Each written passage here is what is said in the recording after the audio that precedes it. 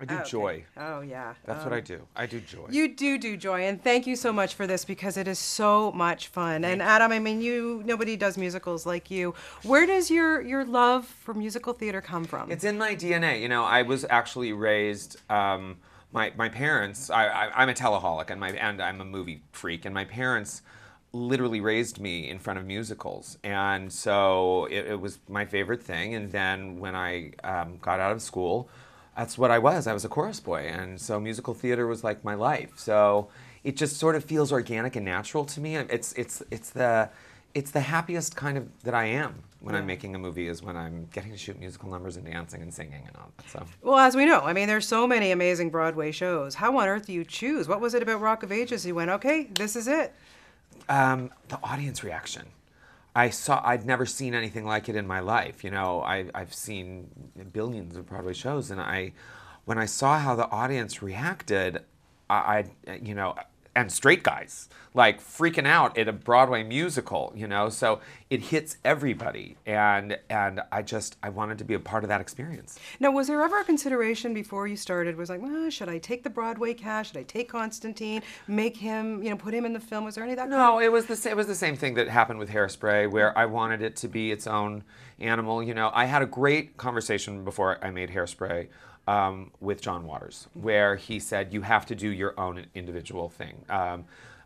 You have to make it your own. You can't do what I did. You can't do what the Broadway show did. You have to tell the story your way, and that meant for me, you know.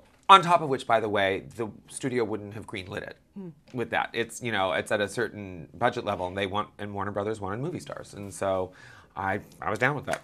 And okay, so let's start with this cast. So we need to start with Julianne and Diego because do they They're the both spine and start. do they light up the screen or what? They're so beautiful and they're so talented. That's the thing that's freaky about them is that they have the hardest job in the movie because not only do they have to really carry it, but they have the least amount of quirkiness and craziness in this world. So they have to actually be almost the weird stability of the movie. And that's a hard job, much harder than people think. On top of which, then they're thrown in and out of these scenes with these giant movie stars, and they are my heroes. What did you do with them to prepare them? Because of course Rehearse. Julianne, well, she's got that country music thing going, and Yeah, we had to change her voice. We had Adam Anders, and I worked really hard to kind of kick the country out of her for this particular project. And Diego was actually a pop star boy band guy in Mexico. So we had to sort of rockify them, so to speak, because no one really sings like the people of this era. No one sings like that anymore, save maybe Adam Lambert, you know what I mean? It's like, it's this throaty, brilliant, screamy, rangy thing that makes the music land. Yeah. So I wanted it to have that kind of authentic sound. okay, Tom Cruise. Can that go? Is there anything that he can't do? Actually, no. Apparently not. I mean, when he decided to do this, and he happened to have a fantastic voice, which we discovered and broadened with this brilliant vocal coach, but who he then worked on it for 4 or 5 hours a day for months. And he was so committed, he literally physically and vocally willed himself into this character because I think he just saw like a challenge in front of him, and Tom is a guy who loves a challenge. And I think he saw this as something has never had the opportunity to do and may never again. So he just went for it. I mean, clearly he went for it. Clearly, and I mean, he's an amalgamation of so many, rockers of that age, and so. Yeah. But did he hang with anybody, or did you suggest that he? I know. Well, we poured over, literally. The big thing that we watched together was Decline of the Western Civilization, The Metal Years, which is a great documentary about the era. Great interviews with rockers. A brilliant interview with Paul Stanley from Kiss, where he actually does the interview naked in bed with a bunch of girls, and it's a serious interview. And I said, "This is you, dude. I mean, I'm loving this." So we, but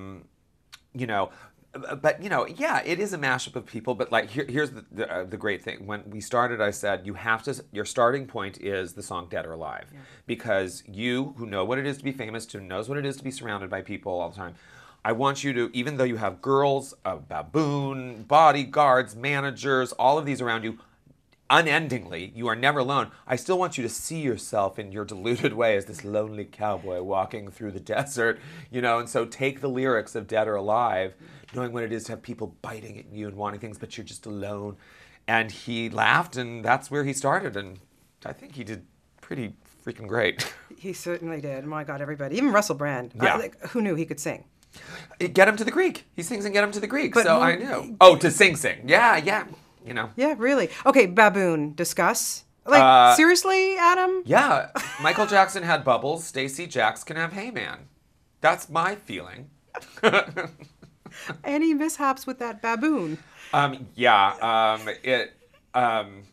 Mickey's very sweet, and I don't know that people really know this, but baboons are strangely sensitive. And when Paul Giamatti was doing this, first of all, he didn't really want to hit Paul Giamatti. Like, he was trained in, Paul would just stand there, and the baboon would just keep going like that. I was like, that's not going to knock him out. We need him to hit him. So anyway, but Diego and the baboon bonded, and they really loved each other. So when they did the scene where Paul comes and yells at him, the baboon was like,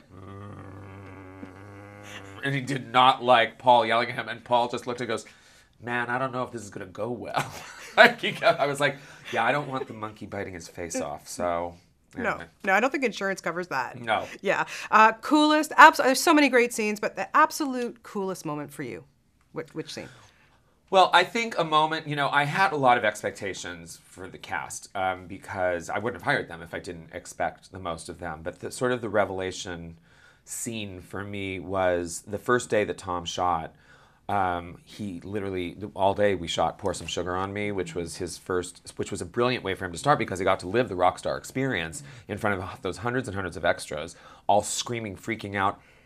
And he was so brilliant. And then freakishly, Def Leppard showed up that day, and I'm telling you, we were not expecting them. They were on tour, and so Warner's publicity, I think, just said, "Come on down."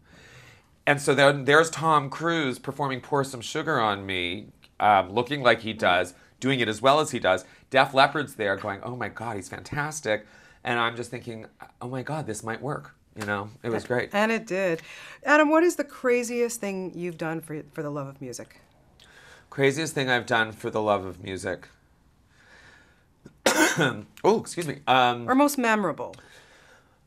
I mean, I snuck into a Cheap Trick concert, an arena, and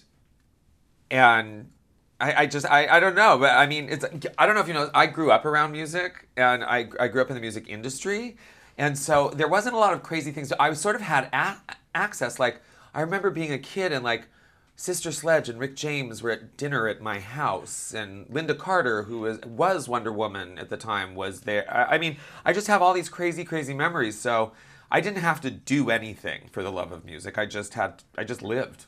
Yeah, well, we thank goodness for you and the stuff that you bring us. So much fun. Thank you. Keep up the good work. Thank you. Congratulations on this.